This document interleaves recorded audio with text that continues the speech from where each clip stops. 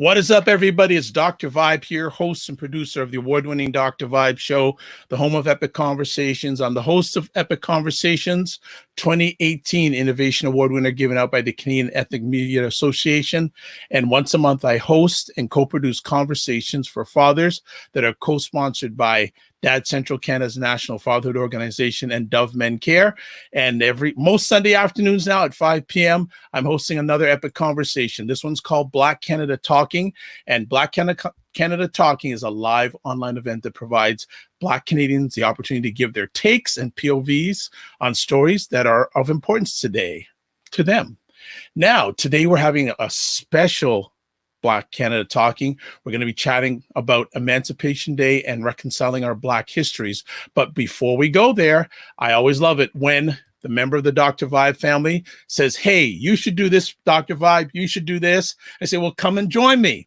Well, I have Sarah Onyango joining us because she and an organization called Black History Ottawa are collaborating with the Dr. Vibe Show for this epic event. So I'd like to introduce Sarah. Hello, Sarah. How are you today? Bonjour, bonjour. Merci beaucoup, Dr. Vibe. I'm going to start in French parce que je viens du Québec, and for the benefit of our francophone listeners.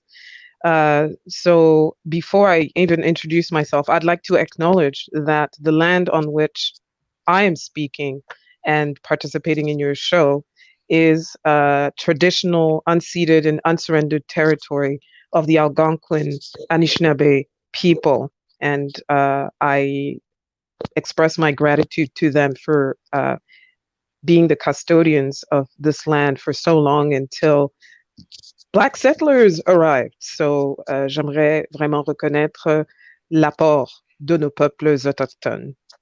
So for Black History Ottawa, I'm the person who does the communications, the outreach, and the public relations and media relations.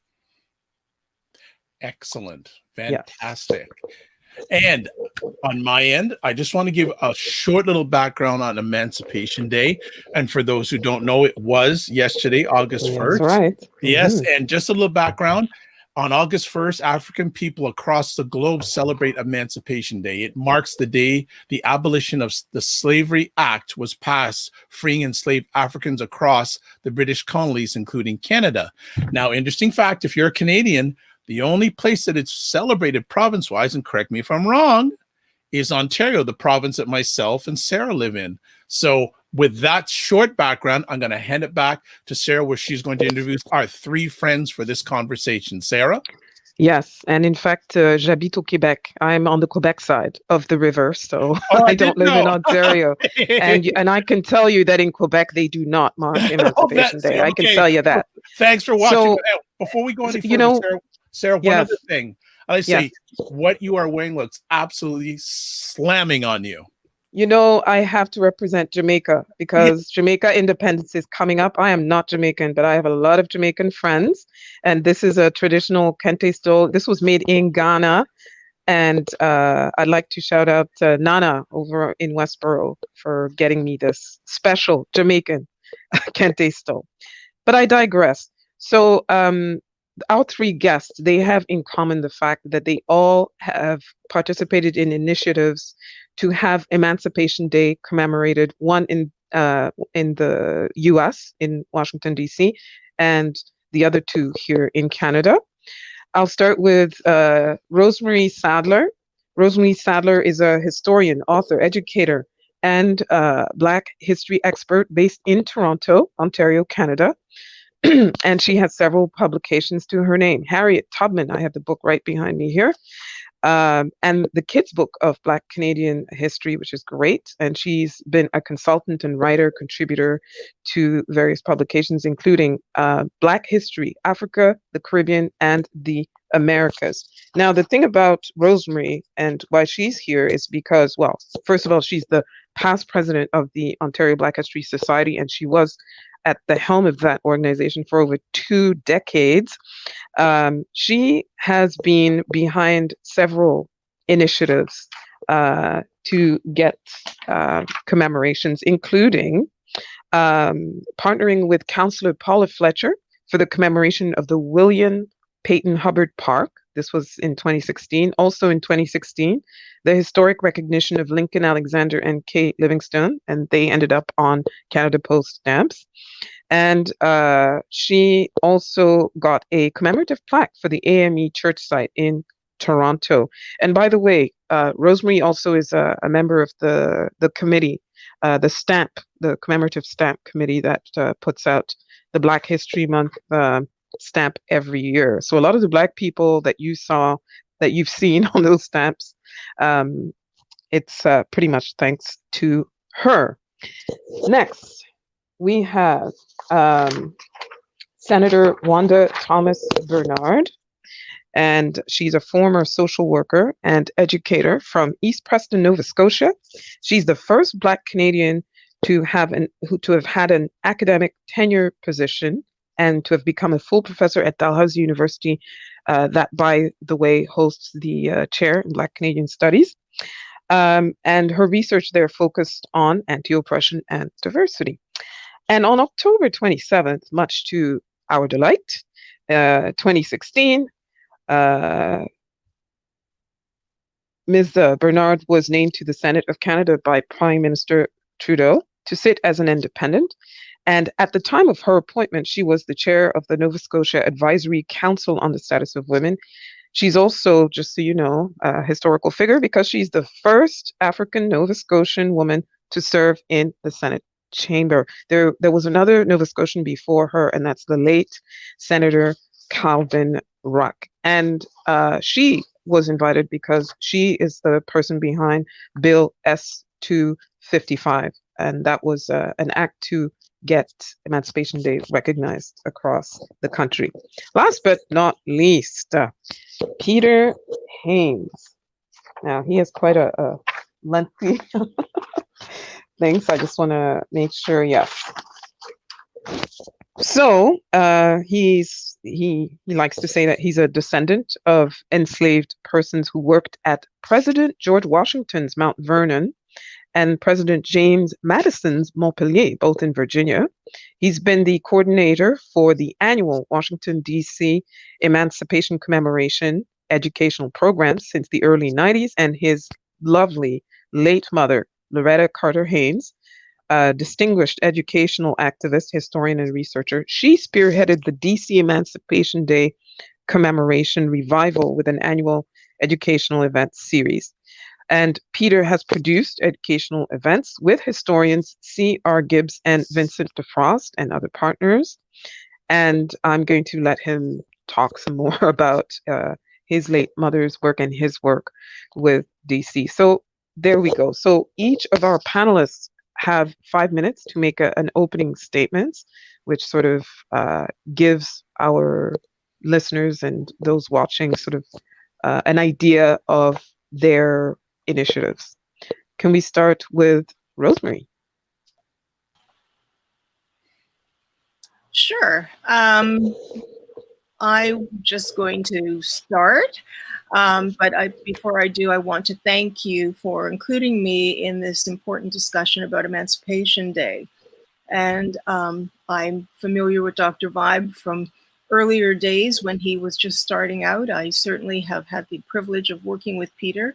I support Senator Wanda Thomas Bernard. And Sarah, of course, I'm familiar with you from before the realization of Black History Ottawa. So all of you have done phenomenal things, and I'm very proud to be on this panel with you. But just to give a bit of a mini historical overview, I began my journey on working to commemorate August the 1st as Emancipation Day. Soon after, I had also started the journey to see about the formalization of February as Black History Month. So in terms of Emancipation Day, I, in cooperation with the Caribbean Historical Society of Trinidad and Tobago, started to work on reviving what was a once annual celebration that existed throughout the British Empire. And of course, that was in response to the passage of the 1833 British Imperial Act, the legislation that abolished chattel slavery outright. In Canada and several other British-controlled areas of the world, It did not go into effect until August 1st, 1834. And, but of course, in some places, such as Jamaica that Sarah, you mentioned, it didn't really go into effect until 1838 with a gradual emancipation or an apprenticeship system. The significance of August 1st as Emancipation Day is that it was the first global human rights act facilitating freedom for Africans from chattel slavery, and for others, the hope that emancipation would soon be theirs. Following this British move to end slavery outright, other global powers followed suit, leading to the current situation in which slavery, from birth to death, for successive generations, was abolished. The abolition of chattel slavery came about due to the agency, the efforts, the initiatives of enslaved Africans and free Africans to rid themselves of a horrendous experience and a life marked by ownership, lack of ownership of themselves, excruciatingly long and difficult working situations that were all sustained and perpetuated by violence or victimization. It's their strength and their courage to resist their circumstances, from capture through to plantation revolt, that is incredibly remarkable. And that is what merits our commemoration. We honor our ancestors for the brave steps they took. However, it was perhaps the larger acts that garnered the greatest change. Abolition followed the most successful revolution against slavery in the West and the creation of the first African-controlled nation, Haiti, following the successful revolution led by Toussaint Louverture. Abolitionists of African, European, and indigenous backgrounds found their efforts making more headway. In Britain, the efforts of William Wilberforce culminated in the abolition of the British-controlled transatlantic slave trade.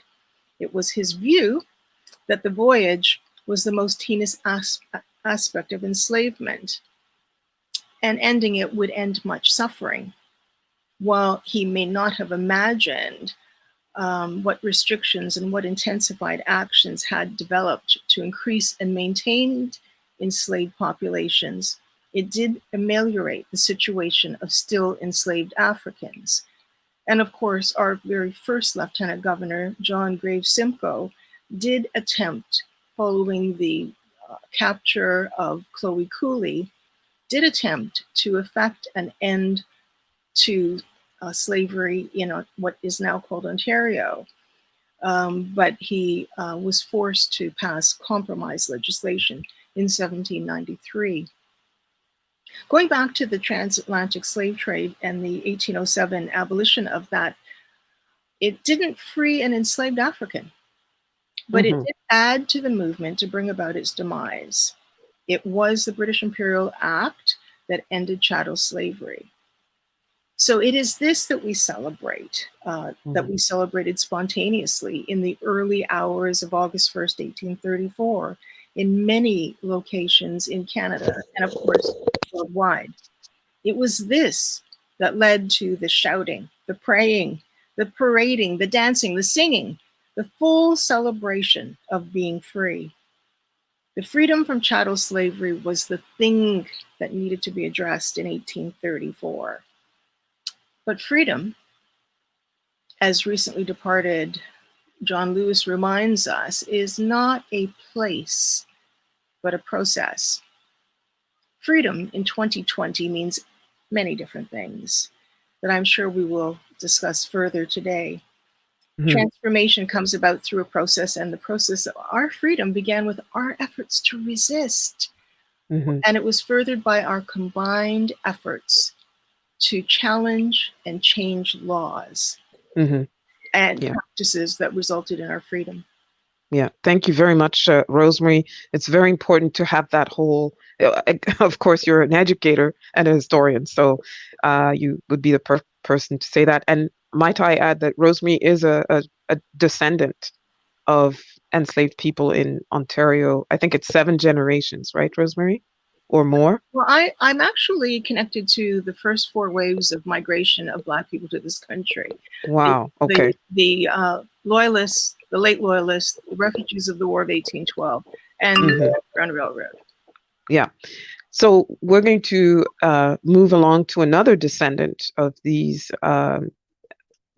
Africans who were enslaved. And this is now Senator Wanda Thomas Bernard. Senator, can you talk to us about your journey in commemorating Emancipation Day? So thank you very much. And I add my appreciation to what Rosemary has already stated. You know, this is an important conversation to be having. And so it's really good to see it continue. And this is a show that reaches, I think, an important segment of our communities across the country. So thank you, Dr. Vibe. And Sarah, Black History Ottawa, really pleased that you're doing this. So first of all, a little correction in the bio.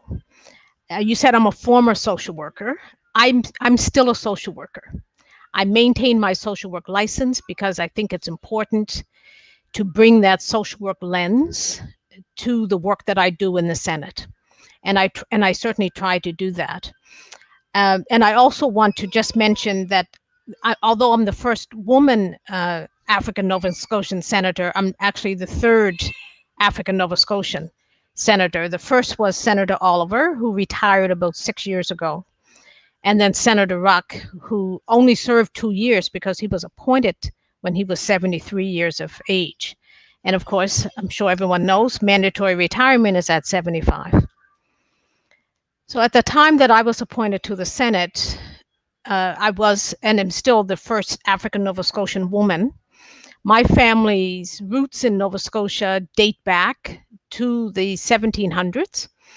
So the Loyalists and also the Maroons are part of my ancestry. And several of my ancestors came through the Underground Railroad, and some came after the War of 1812. So long roots in Nova Scotia. Being appointed to the Senate has been an important step in my journey.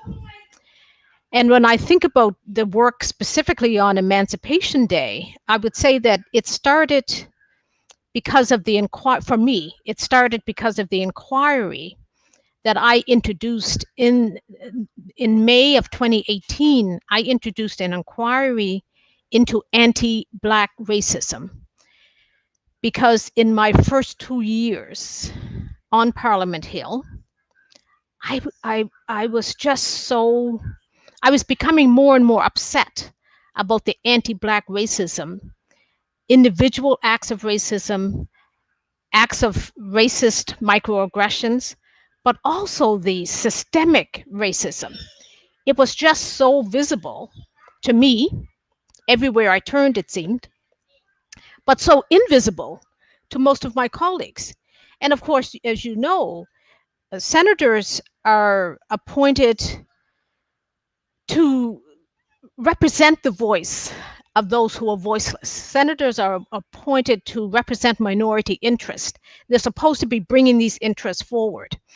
But in my humble opinion, many of my colleagues had very little, if any, awareness about the very real conditions of African Canadians.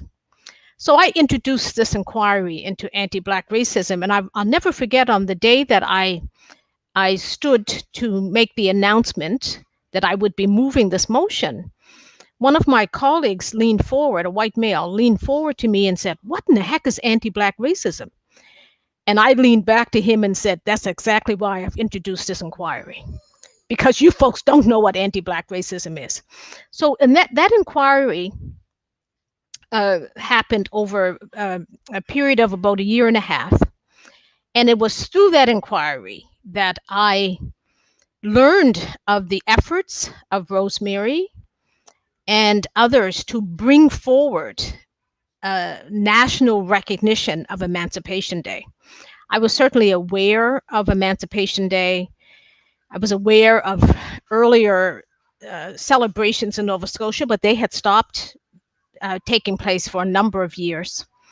And the more I learned about Emancipation Day in Ontario and the efforts that were being put forward to try to have Emancipation Day nationally recognized, the more I realized that this had to be something that we had to move forward with.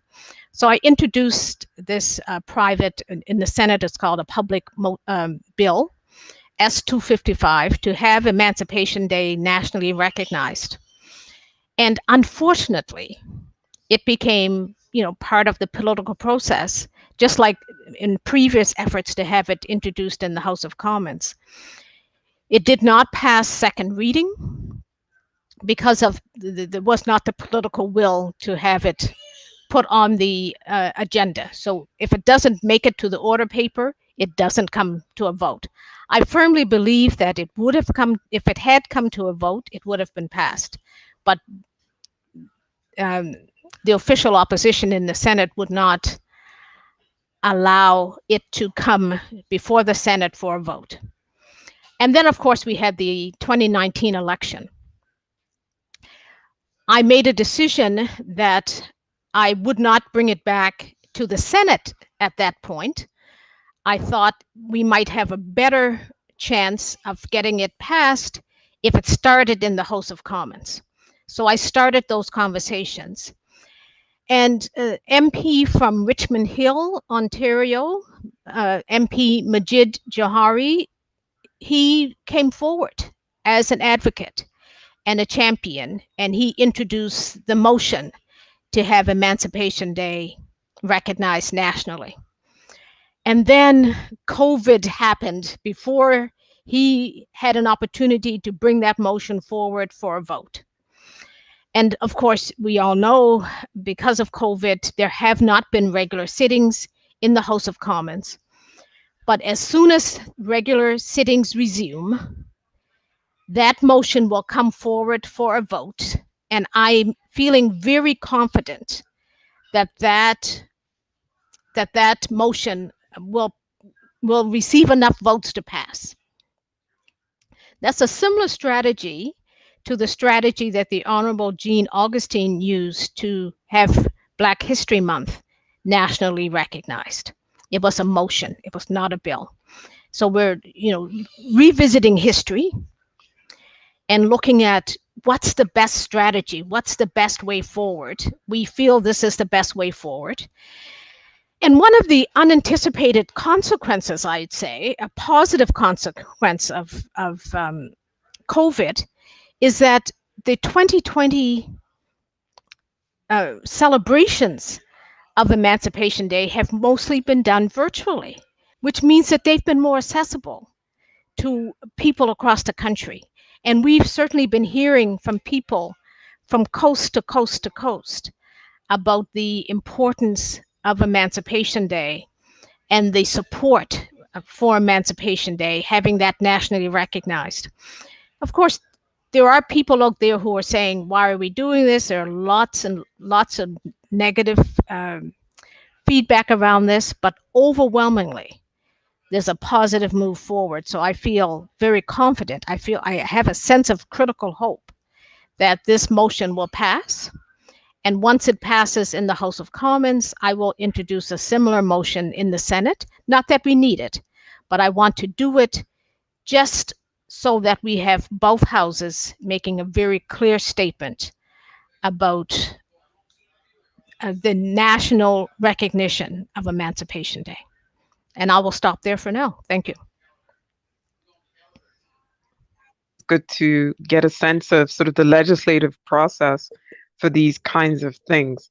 And then we're going to the US now, to the other capital, the US nation's capital, because we are in the Canadian nation's capital, with Peter Haynes. Do we have Peter? Hi, Sarah. There you are. Hi, Peter. Yes. Okay. So can you tell us about guess. your process with commemorating Emancipation Day? And can you let our audience know the difference between Emancipation Day as celebrated in different cities and Juneteenth? There's a difference. Okay. I Emancipation DC District of Columbia Emancipation Day was something that my mom had. My mom was an educator, a historian, a researcher, and she helped to revive the. She spearheaded and envisioned and revived the actual commemoration in the early 1990s. And DC Emancipation marks the April 16th, 1862 date that President Abraham Lincoln signed the District of Columbia Emancipation Act that abolished slavery in the District of Columbia. And that was a precursor to the January 1st, 1863 Emancipation Proclamation, and also the 13th Amendment to the Constitution abolishing slavery, and that was ratified about December 1865. So Juneteenth was that was around June 1865, and that's when enslaved Texans they were actually aware of efforts to become free. That's the day that a general order of the army was issued by a general who came down to Texas, and it was a day that they chose to celebrate. That's June 19th, 1865. But that actual day has spread in the South, and it's one of the longest continuous celebrations, but it's not the oldest. DC Emancipation is is an older celebration, not necessarily continuous, but I was my mom's producer of these various educational events with others, historians C.R. Gibbs and Vincent DeForest, and other partners. My mom's work came to the attention of local and federal officials and the community, which took up her cause and joined in organizing DC Emancipation Day citywide events, including schools, libraries, and churches. And this was around in the early to mid 1990s. And then DC Mayor Anthony Williams in 2005 signed into law the April 16th DC Emancipation Day as a legal public holiday. In the mid 90s, there were several other churches that had worship services. The National Park Service co-sponsored events. The National Archives joined in, and what we did during that time was we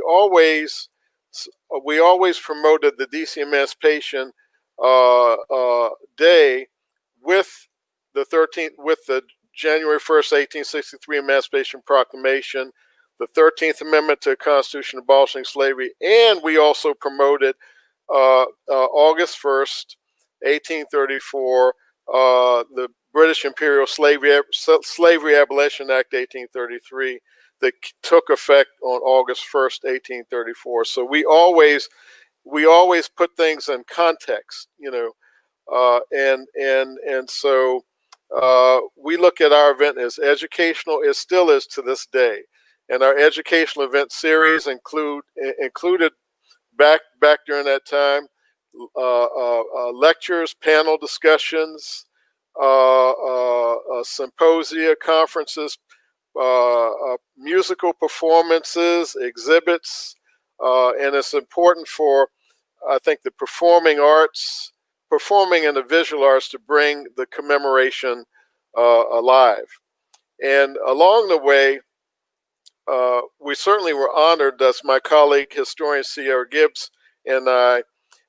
In the early 2000s, we were presenters at the Ontario Black History Society Emancipation Day commemorations, and I've attended such August 1st Emancipation Day commemorations and Caribana in Toronto from about 2000 to 2006 and 2012 and 13. So I'm very familiar with August 1st Emancipation Day, and I'm certainly in solidarity with efforts to mark the day I have been watching the webinars some of the webinars over the past week, and certainly was honored to see Senator Bernard's webinar, and also watched yesterday the Owen Sound Emancipation Festival. So I'm certainly keeping in touch, and I'm trying to create awareness down here with folks in the U.S. as well as other colleagues, friends, and supporters of emancipation, African American history, and African Canadian history about this important watershed event in Canadian, North American, UK Commonwealth history.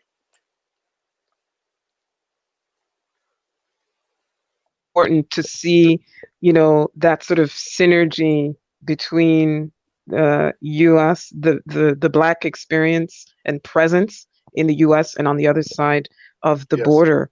And so I'm going to ask all three of you, so why is Emancipation Day more relevant than ever in 2020,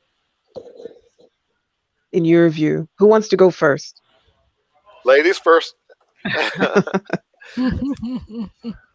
I think it's more important than ever because we have the unfortunate situation now where we all have the opportunity to witness a public execution. Mm-hmm. And I think you cannot move from ever seeing that. You cannot unsee a horrendous situation that has really animated people on a worldwide level. Where people may have been on the fence about wondering, believing, accepting that people of African descent are perhaps targeted or challenged, they could no longer do that. And to me, and I hate to make the comparison, but maybe it's a good one. As in the women's movement, when one individual was accused and people moved on that, and it became a Me Too movement. I think that this is another opportunity, another segment of the Me Too movement, but for the Black community. We cannot let these atrocities that have been directed to our community in particular continue. And now I think that we have to work on making sure that people of African origin are voicing their concerns, and that we develop greater allyship with others so that they can also begin to learn and educate themselves. Sure. Let me jump in as well.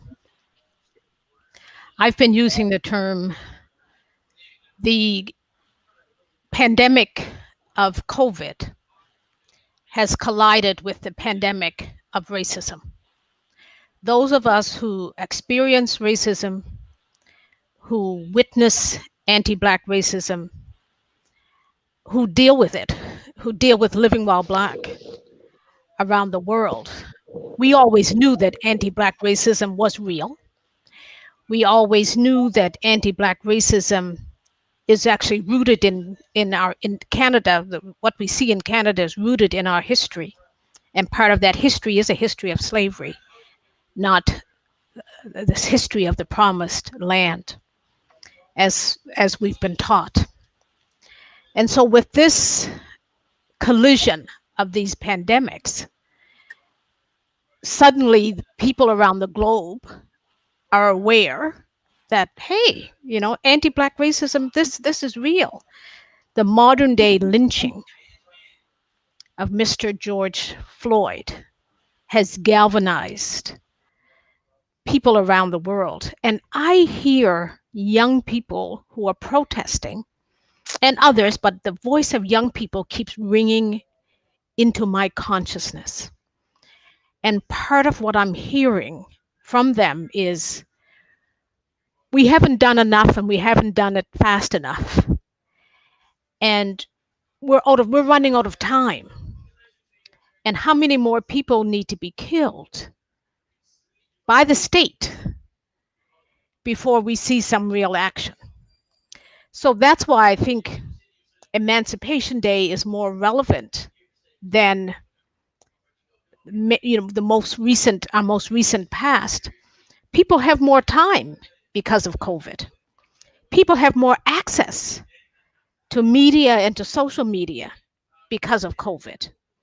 And people have, I think, a stronger desire to take action because of what they've witnessed and what they believe. So suddenly there's an awakening. There's a belief that, maybe what you folks were talking about. I think about just in the Senate in the last 2 weeks before the summer recess, there were 3 initiatives led by Black senators. One was a committee of the whole, one was an emergency debate, and the other was to have a special committee study systemic racism, not to understand what racism is, mind you, but to try to determine and to unearth why Canada hasn't acted on recommendations from so many previous studies.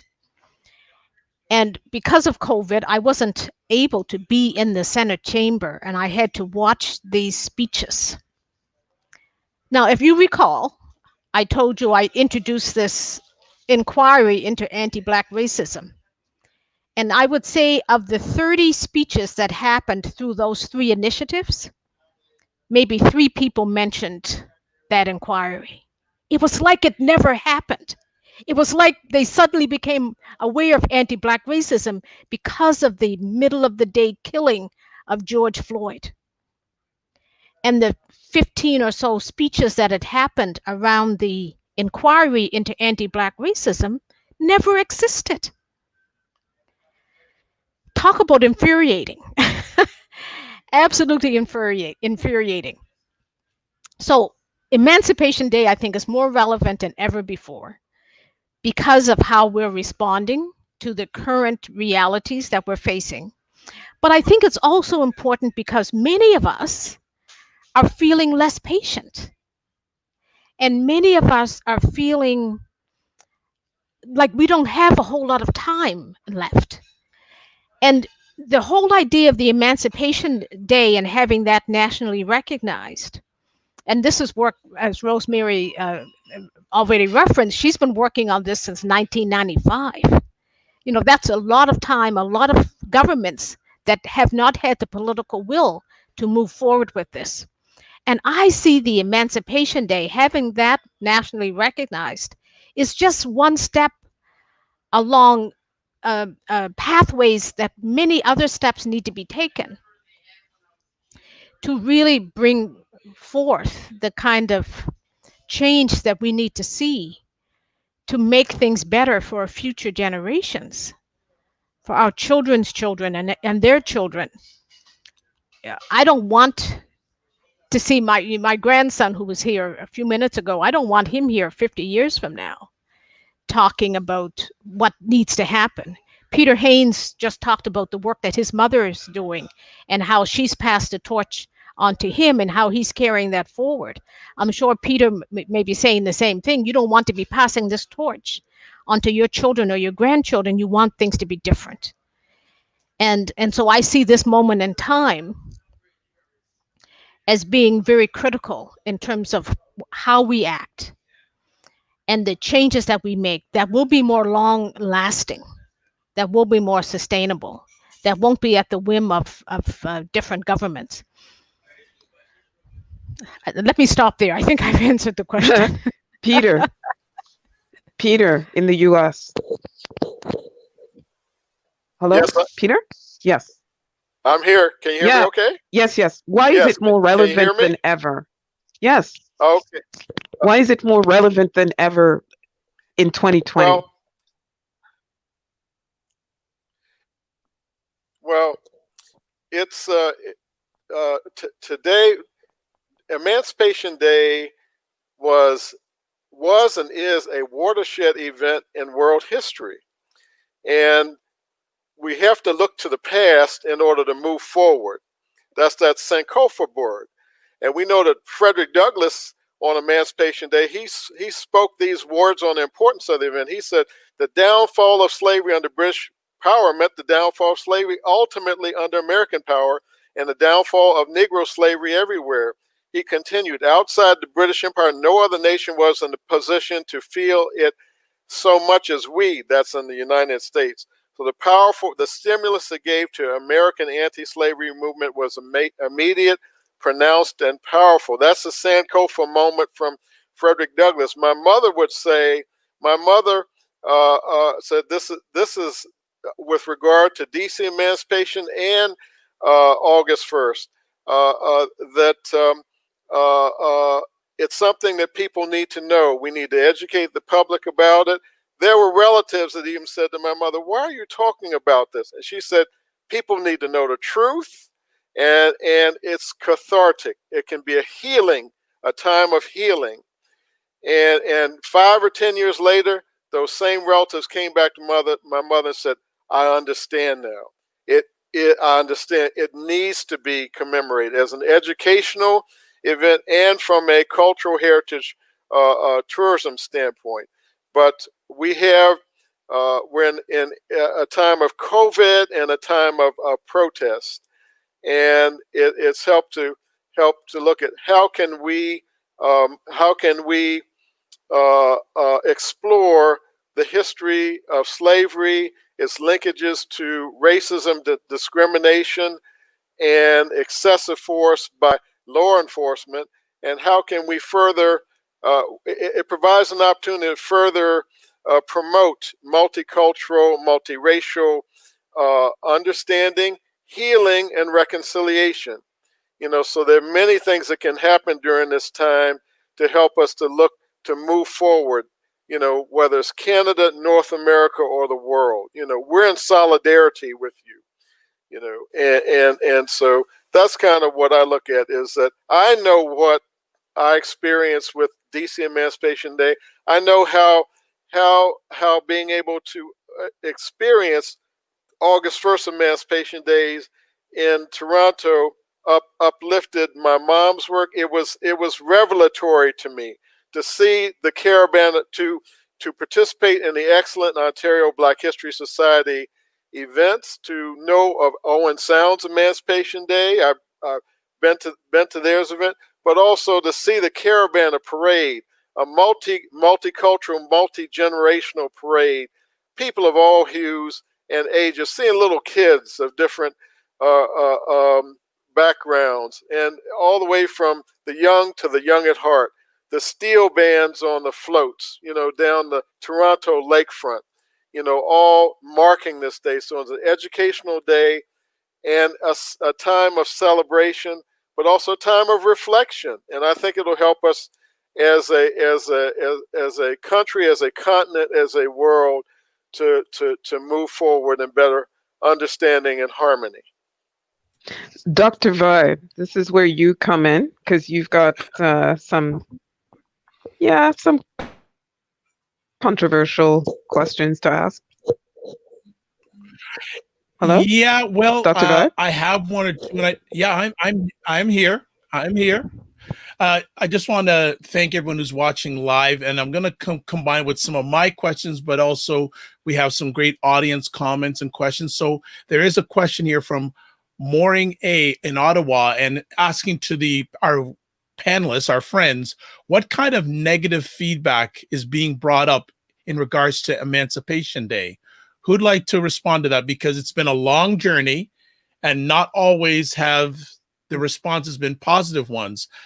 Are there any negative responses that you're having at this time in regards to making Emancipation Day a reality? Who would like to answer that? I think, the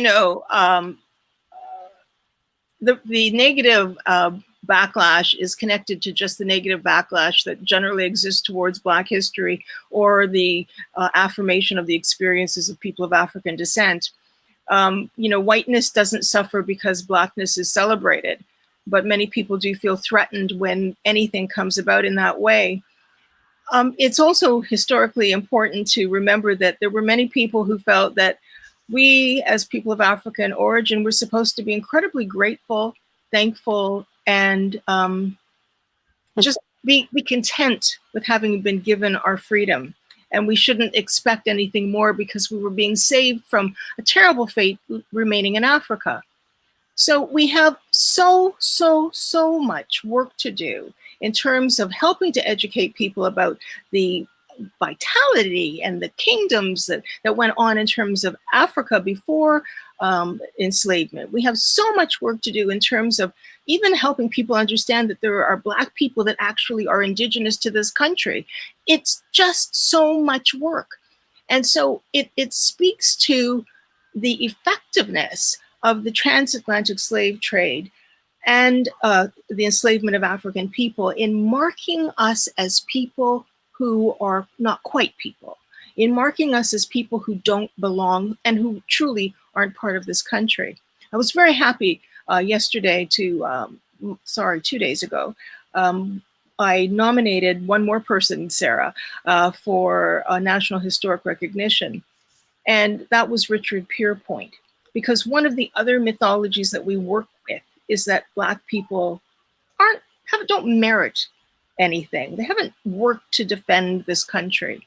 And here we have Richard Pierpoint, a man who was captured, ended up in what we now call Canada, served in 3 different wars, the American Revolutionary War, War of 1812, and the Mackenzie Rebellion, created the first all-Black unit, the Colored Corps. I mean, there's just so much. So the bottom line, people don't know about Black history, Black people, the Black experience, the Black contribution. And they don't know because even though Black History Month was effected, for example, there wasn't a rollout of required Black history from K to 12, which would have helped to address some of that. Mm-hmm. And I think maybe, can I jump in? Absolutely. Yeah, so maybe that's one of the things, I think, a lesson from the past that we can take when this motion passes. We'll want to make sure that it's followed by, I mean, the feds can't mandate provincially what happens in terms of the education system, but we can strongly recommend and strongly encourage, and we can have those conversations, but also have those conversations provincially. But sort of thinking about your question about the backlash. So I'll just pose a question. So imagine, if you will, for your entire life, you've been taught that Canada was the promised land. Canada was the place that the poor Black people escaped to from the harsh treatment they experienced in America. Canada was the place we liked our quote unquote Negroes. We treated them so much better. So imagine, if you will, people dare to come along and challenge that and totally disrupt what you've been taught through your whole academic career, what you've been taught by your parents and your grandparents. We're disrupting. And so I think a lot of the backlash is situated there with this notion of Canada was the promised land, and how can you say we weren't? How can you say that we were something different? One of the emails that I've received a few times is an email that really talks about the fact, and this person feels very strongly about their position, that slavery didn't ever exist in Canada. And so people feel quite comfortable making such statements. And then some people, quite frankly, are just racist. I keep thinking that I shouldn't read the negative comments, but it's been so vile that I've started to actually keep a file of the racism that I'm experiencing, that I'm receiving directly, about addressing anti-Black racism and about the push for Emancipation Day and other factors as well. So I've just started keeping a file, and I put those things in the file, and that becomes the place I will use those messages at some point as a way of helping to educate the mainstream, because the mainstream needs to know the kinds of messages that are coming through from those who don't support this initiative. Thank you so much. Peter, are you receiving any pushback, negative feedback in your journey?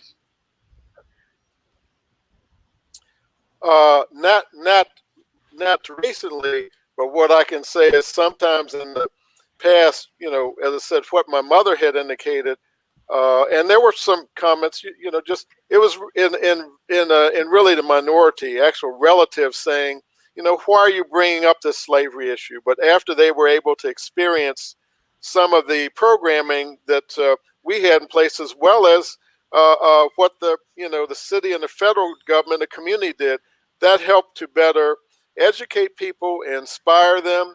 Our commemoration at one time was just a few days, 1, 2, 3, or 4 days, but we had lectures, panel discussions, musical performances, films, art displays, exhibits that were part of our event series.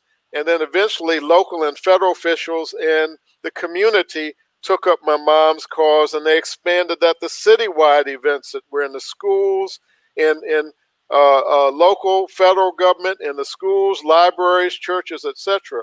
But our event series went from a week to almost a full month of April. Now, with the exception of the pandemic, which forced us to be basically have a Zoom web video event, 2 hours, and a webinar from the U.S. Capitol Historical Society on Emancipation Day, and then also a local jazz station did a 2-hour rebroadcast of a DC Emancipation panel discussion from the prior year. But it was,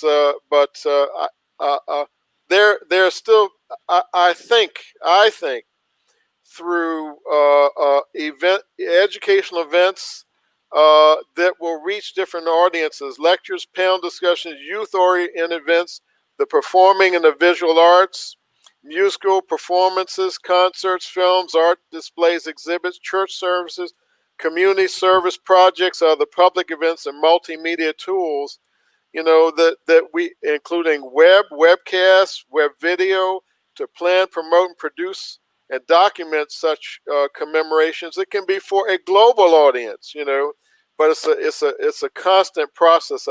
I think in anything you'll find a small minority that are naysayers, but I think there's a way.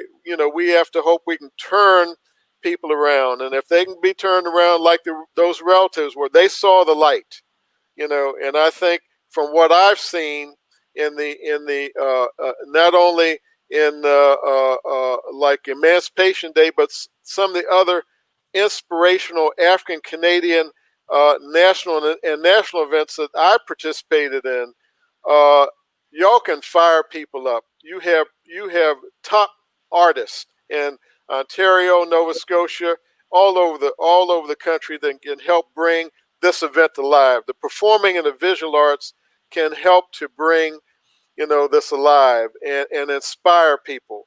This is an opportunity to move forward, but that's my thoughts. Thank you so much, Peter. I know we're running short on time, so I'm going to ask if our panelists can stay on for another 5 to 7 minutes, because I have one last question, really good one. And I know that Sarah wants me to ask this question. So, so I need to ask it. So Sarah and I individually read a post this weekend. And I'm going to share the quote about Emancipation Day that the author said. The author mentioned that they thought that Emancipation Day is, quote, a made-up white man's holiday.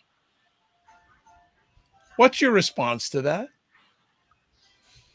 I can see facial responses, but I know I want to get verbal response. And I see senators writing this down I know I can see Rosemary's face. So I don't know if I need to just jump off the screen right now and run for cover. I don't mean to be going first, but I just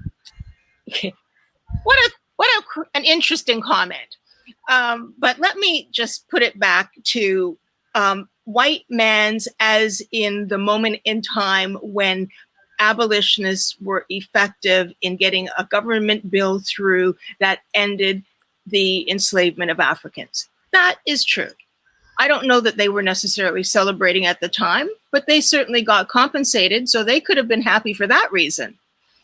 But I think that it's really a Black person's holiday, if it's a holiday, or certainly a commemoration, in as much as it's the culmination of everything that we did as a people to make ourselves free. We didn't invite enslavement. Let me qualify that. We didn't look to have generational enslavement. We were impacted by other kinds of issues, but we were not looking for generational enslavement. We didn't sign up for that. And the end of that meant that people could be, they were able to own themselves, own their families, keep track of people, own land, be self-sufficient. Those were really important to them at the time. And absolutely, in 1834, that was the issue. In 1838, it was, to make sure that we see the people in the Caribbean, the West Indies, have their freedom. And then later again, to make sure that people who were still enslaved in the United States got their freedom. But it's 2020 now, and it's a different focus, but it's still something that we can claim and use as a moment in time to make political gain and reaffirm cultural connections. Senator or Peter? You go ahead, Peter. if Senator's waiting for last, I have a feeling about something. Go ahead, Peter. Okay, I'm here.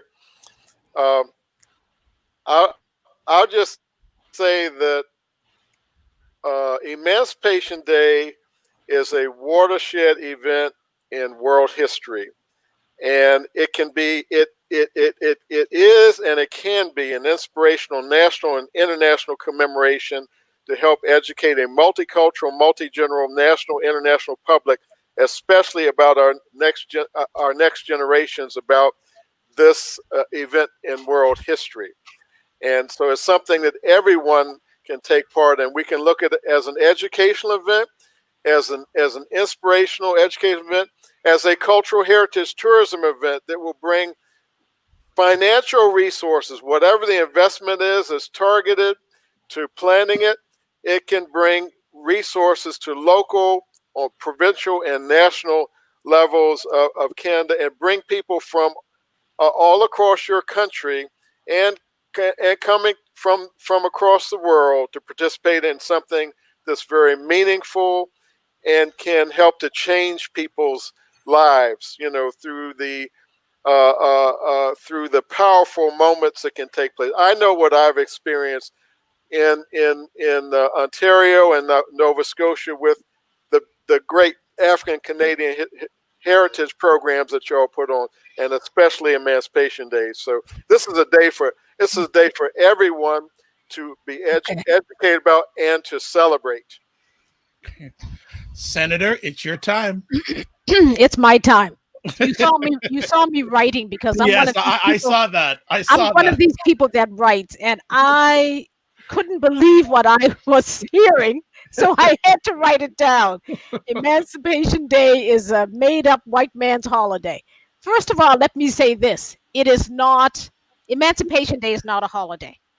Emancipation Day is a time that we set aside to honor our ancestors, to honor their activism, to honor their resilience, to honor their resistance, to honor their agency, to honor all of the work that our ancestors did to create these pathways to freedom for us. But it is not a holiday. Having Emancipation Day nationally recognized does not make it a holiday. But that national recognition is a recognition to this country that we acknowledge the full history of people of African descent in this country, and we also acknowledge the multi-generational harms caused by the institution of slavery and the institutionalized anti-Black racism that we're still fighting today. And so if we cannot set aside, if we cannot set aside some time, this is my grandson, everybody.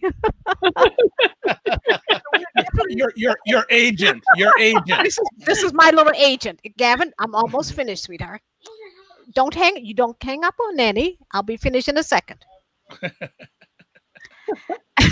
So cute. So cute. I love it. That's part of his problem. He's so darn cute.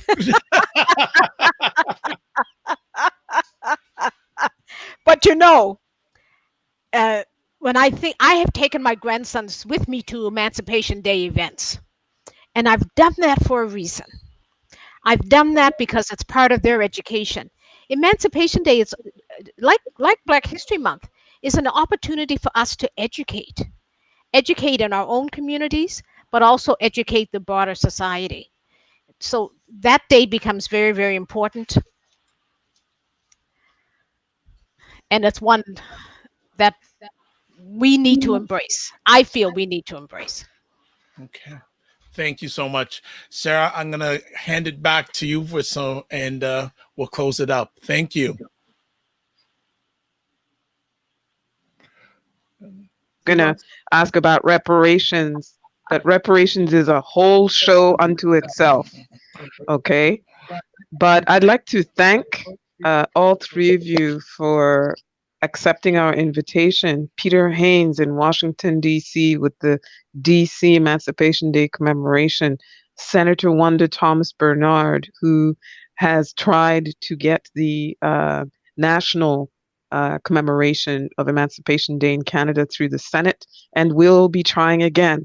And of course, Rosemary Sadlier, who gave us very good historical grounding about what the origins of Emancipation Day. I'll just finish with this. The reason why this is the topic that I insisted Dr. Vibe should cover today is because of conversations and tensions we've had with more recent waves of Black migration to Canada, especially from the continent, where people were always criticizing us because we always made sure there was some middle passage content in the programming that was being offered on any given year in February. And of course, when I say the middle passage content, it's the Underground Railroad and anything connected with it, right? And my view has always been that the Black experience in Canada includes the descendants of the Middle Passage. It very much includes them, and they in fact are the original Black settlers to this land who paved the way so that more recent waves of Black migration could come in and take up jobs and be able to rent in certain places and have rights that they could come in and take for granted. So thank you very much, Dr. Vibe, for giving us the opportunity to start the conversation. This is not the end of the conversation. This is just, ce n'est qu'un début, on dit en français. And I look forward to more conversations, not just about Emancipation Day, but other important historic commemorations about the Black experience. Thank you very much. The pleasure is mine. And there's good and bad when we do conversations like this. The good is there's so much information. The challenge is it needs to be 2 hours. So we need, we always want encore performances. I like to thank each one of, and I won't say guests, our friends. Yes. They're my friends. Yes. Well, I hope I can get into that group too, that I want. And I'd like to say thank you for what you have done, what you are doing, and what you will be doing. Mm-hmm. And you have allies here and all around the world. So please, I know sometimes it's hard to ask, but please ask when you need the help. And where can they be reached? Yes. So where can everybody be reached? If each person can just give their contact information, and we'll close it out. Just say it? Yep. Oh, my email, Rosemary. You can see my name there, rosemary.sadler@gmail.com. All right. Peter, where can you be reached? I'm at P as in Peter, Hanes. Yeah, PHANES93@gmail.com. And I'm an editor of African North American Heritage News, and I put out interest news and including live stream and web radio alerts that may be of interest to African American history, African Canadian history, and North American heritage issues. So I'd be happy to put folks on my email list. And if you want more information about DC Emancipation, I'll share that with you too. Mm-hmm. Senator? I'm at Wanda Thomas, all one word, .Bernard at sen, S-E-N, .PARL, .GC.ca. Mm-hmm. And Black History Ottawa can be reached at blackhistoryottawa.org. And I can be reached. The best places to go to my website, drvibeshow.com. I'd like to thank everyone who caught this conversation live or is going to catch on the replay all around the world. We're finishing and now. I'd like to say a special thanks to Gavin. You are a great agent. Yeah, you're awesome. You're a great agent. And I'd like to, as always, end off my conversations with this. Live your life as a dream. If you can dream it, you can make it. Sometimes you have to get smaller to get stronger. Block assumptions and aim bigger, aim better, aim higher, aim wider. And big thanks to BIAMEDIA in Ottawa to produce this epic conversation. And finally, as Robert F. Smith, the richest Black person in America, says, don't waste this crisis. God bless, peace be well, keep the faith, and walk good. Bye-bye, everybody.